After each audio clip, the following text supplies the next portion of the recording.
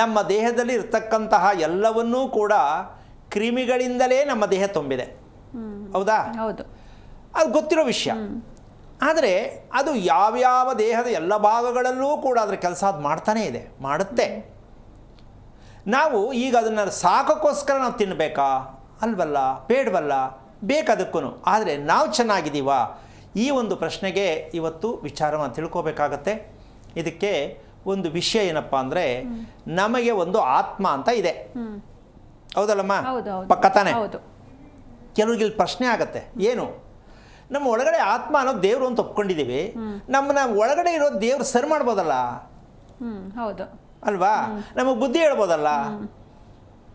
ಯಾಕೆ ಅಂದರೆ ನಾವು ಈ ಬೇಜಾರಿಂದ ಅದನ್ನು ಕೂಡ ಹಾಕ್ಬಿಟ್ಟಿದ್ದೀವಿ. ಯಾವುದನ್ನ? ಆತ್ಮ ಅಂತಕ್ಕಂಥದ್ದನ್ನು ಕೂಡ ಹಾಕ್ಬಿಟ್ಟಿದ್ದೀವಿ ನಾವು. ಇದು ಈ ಚಿತ್ರದಲ್ಲಿ ನೋಡಬಹುದು. ಎಷ್ಟು ಬ್ಯಾಕ್ಟೀರಿಯಾಸ್ ನಮ್ಮ ದೇಹದಲ್ಲಿ ಎಲ್ಲ ಭಾಗದಲ್ಲಿ ಎಷ್ಟರ ಮಟ್ಟಕ್ಕೆ ಇದಾಗ್ತಾ ಇದೆ ಅಂತಕ್ಕಂತಹ ಒಂದು ಸತ್ಯವನ್ನು ತಿಳ್ಕೊಂಡಾಗ ಅರ್ಥ ಆಗತ್ತೆ. ಗೊತ್ತಿಲ್ಲ ಅಂತಿಲ್ಲ, ಆದರೆ ಒಂದೊಂದು ಸಲ ಒಂದು ಜ್ಞಾಪಕ ಬರಲಿ ಅಂತಕ್ಕಂಥ ಒಂದು ಲೆಕ್ಕಾಚಾರ.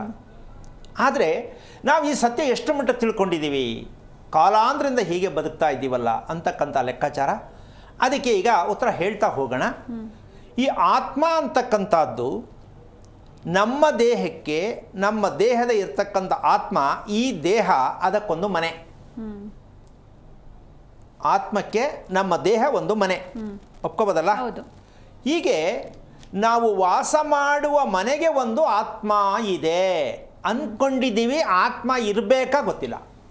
ನಾವು ವಾಸ ಮಾಡುವ ಮನೆಗೆ ಆತ್ಮ ಅನ್ನೋದೊಂದು ಬೇಕು.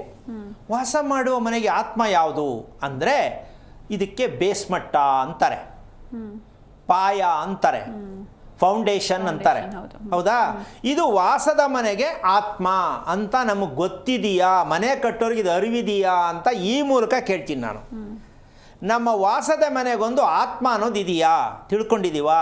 ಆಗಿದೆಯಾ? ಅದು ಕೂಡ ಬಂಧನದಲ್ಲೇ ಇಟ್ಟಿದ್ದೀವಿ ನಾವು.